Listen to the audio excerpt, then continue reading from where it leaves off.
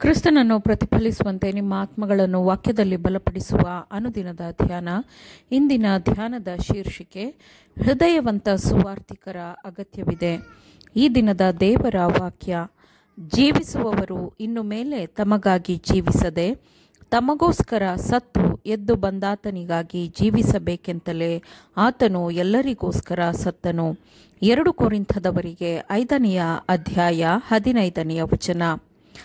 ತಮಗೆ ನೇಮಕವಾಗಿರುವ ಕೆಲಸವನ್ನು ಕೈಗೆತ್ತಿಕೊಳ್ಳುವವರು ಇತರರಿಗೆ ಆಶೀರ್ವಾದವಾಗುವುದಲ್ಲದೆ ಅವರು ಆಶೀರ್ವಾದವನ್ನು ಸ್ವತಃ ಹೊಂದುವರು.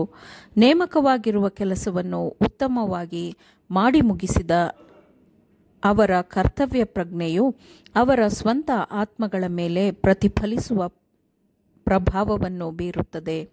ನಿರಾಶೆಗೊಂಡವರು ತಮಗಾದ ನಿರಾಶೆಯನ್ನು ಮರೆತು ಬಿಡುತ್ತಾರೆ. ದುರ್ಬಲರು ಬಲಶಾಲಿಯಾಗುತ್ತಾರೆ. ಅಜ್ಞಾನಿಗಳು ಜ್ಞಾನಯುಕ್ತರಾಗುತ್ತಾರೆ ಮತ್ತು ಎಲ್ಲರೂ ತಮ್ಮನ್ನು ಕರೆದಾತನಲ್ಲಿ ಎಂದಿಗೂ ಸೋಲದ ಸಹಾಯಕನನ್ನು ಕಂಡುಕೊಳ್ಳುತ್ತಾರೆ.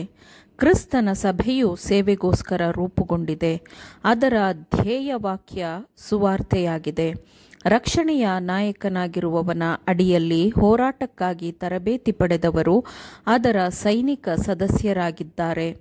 ಅನೇಕರು ಭಾವಿಸಿಕೊಂಡಿರುವ ವಿಶಾಲವಾದ ಕೆಲಸವನ್ನು ಕ್ರೈಸ್ತೀಯ ಸುವಾರ್ತಿಕರು, ಕ್ರೈಸ್ತೀಯ ವೈದ್ಯರು, ಕ್ರೈಸ್ತೀಯ ಶಿಕ್ಷಕರು ಹೊಂದಿದ್ದಾರೆ.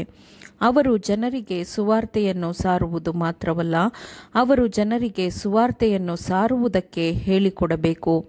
ಅವರು ಜನರಿಗೆ ಸರಿಯಾದ ತತ್ವಗಳ ಬಗ್ಗೆ ಉಪದೇಶ ನೀಡುವುದಲ್ಲದೆ ಆ ಜನರು ಆ ತತ್ವಗಳನ್ನು ಇತರರಿಗೆ ತಿಳಿಸಿಕೊಡಬೇಕೆಂದು ಕಲಿಸಿಕೊಡಬೇಕು. ಪಾಲಿಸದ ಸತ್ಯ ಮತ್ತು ಇತರರಿಗೆ ತಿಳಿಸದ ಸತ್ಯ ಇವು ತನ್ನ ಜೀವ ನೀಡುವ ಶಕ್ತಿಯನ್ನು ಮತ್ತು ತನ್ನ ಗುಣಪಡಿಸುವ ಗುಣವನ್ನು ಕಳೆದುಕೊಳ್ಳುತ್ತದೆ. ಸತ್ಯದ ಆಶೀರ್ವಾದವನ್ನು ಹಂಚಿಕೊಂಡಾಗ ಮಾತ್ರ ಅದನ್ನು ಉಳಿಸಿಕೊಳ್ಳಬಹುದು. ದೇವರಿಗಾಗಿ ನಾವು ಮಾಡುವ ಸೇವೆಯ ಏಕತಾನತೆಯನ್ನು ಮುರಿಯಬೇಕಾಗಿದೆ. ಪ್ರತಿಯೊಬ್ಬ ಸಭೆಯ ಸದಸ್ಯನೂ ಸಹ ತಮ್ಮ ಗುರುವಿನ ಯಾವುದಾದರೂ ರೀತಿಯ ಸೇವೆಯಲ್ಲಿ ತಮ್ಮನ್ನು ತಾವು ತೊಡಗಿಸಿಕೊಳ್ಳಬೇಕು. ಕೆಲವರು ಇತರರಂತೆ ಹೆಚ್ಚು ಸೇವೆ ಮಾಡಲು ಸಾಧ್ಯವಾಗದೇ ಇರಬಹುದು. ಆದರೆ ನಮ್ಮ ಲೋಕದಾದ್ಯಂತ ವ್ಯಾಪಿಸುತ್ತಿರುವ ರೋಗ ಮತ್ತು ಸಂಕಟದ ಅಲೆಯನ್ನು ಹಿಮ್ಮೆಟ್ಟಿಸಲು ಪ್ರತಿಯೊಬ್ಬರೂ ತಮ್ಮ ಕೈಲಾದಷ್ಟನ್ನು ಪ್ರಯತ್ನಿಸಬಹುದು. ದೇವರಿಗೆ ತಮ್ಮನ್ನು ತಾವು ಒಪ್ಪಿಸಿಕೊಟ್ಟ ವಿದ್ಯಾವಂತ ಕೆಲಸಗಾರರು ವಿವಿಧ ರೀತಿಯಲ್ಲಿ ಹೆಚ್ಚಿನ ಸೇವೆಯನ್ನು ಮಾಡಬಹುದು ಮತ್ತು ಅವಿದ್ಯಾವಂತರಿಗಿಂತ ಹೆಚ್ಚು ವ್ಯಾಪಕವಾದ ಕೆಲಸವನ್ನು ಸಾಧಿಸಬಹುದು. ಅವರ ಮನಸ್ಸಿನ ಶಿಸ್ತು ಅವರನ್ನು ಅನುಕೂಲಕರ ನೆಲೆಯಲ್ಲಿ ಇರಿಸುತ್ತದೆ. ಆದರೆ ಹೆಚ್ಚಿನ ತಲಾಂತು ಅಥವಾ ಹೆಚ್ಚಿನ ಶಿಕ್ಷಣವಿಲ್ಲದವರು ಒಪ್ಪುವಂತಹ ಸೇವೆಯನ್ನು ಇತರರಿಗೆ ಮಾಡಬಹುದು. ತಮ್ಮನ್ನು ಸೇವೆಗೆ ಒಪ್ಪಿಸಿಕೊಡುವವರನ್ನು ದೇವರು ತನ್ನ ಸೇವೆಗೆ ಉಪಯೋಗಿಸುತ್ತಾನೆ.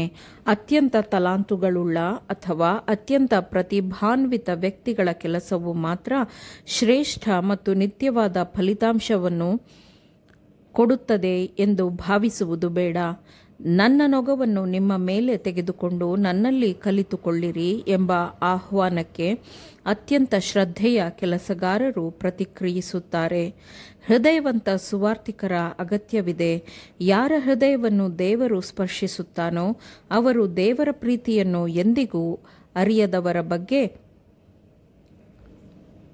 ಅಪಾರವಾದ ಪ್ರೀತಿಯನ್ನು ಹಂಬಲವನ್ನು ಹೊಂದಿರುತ್ತಾರೆ.